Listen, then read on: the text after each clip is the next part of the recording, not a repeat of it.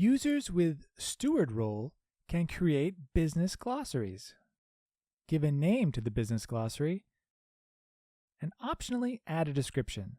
Select a space to move and save the glossary to if you would like to move it out of the default personal space. The term template is a rich text editor that provides the option to customize properties as suggested guidelines for new terms. For example, if your business glossary is about reports, you may ask users defining terms to provide information about sources, required software, scheduled updates, security concerns, or required permissions. The Import and Export tab allows you to both import glossary terms into your glossary and download the business glossary's JSON file.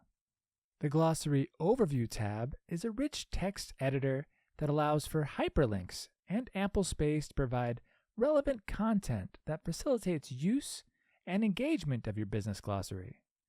Add any sections that make sense for the business glossary you are creating.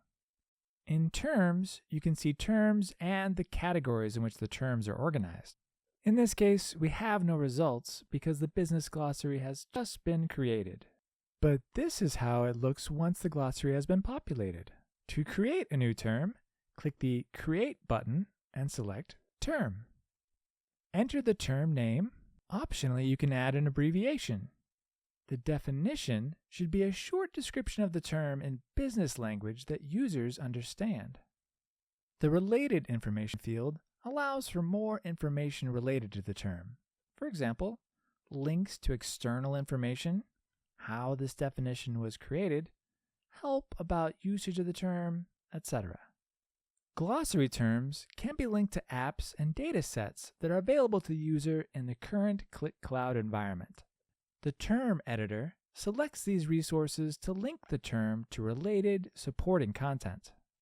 In related terms, you can relate glossary terms to one another, and you can link them together with term relationships. The nature of the relationship between terms is specified by setting how the term relates to the linked term. In the Term Stewards field, you can add individuals responsible for this term.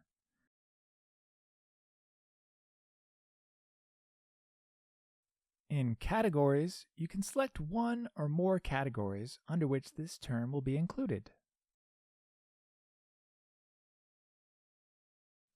In Tags, you can apply meta tags to define and organize this term. The term is now created, and it will be available in the business glossary. Now we create new categories to this business glossary. And that concludes this video. Thanks for watching.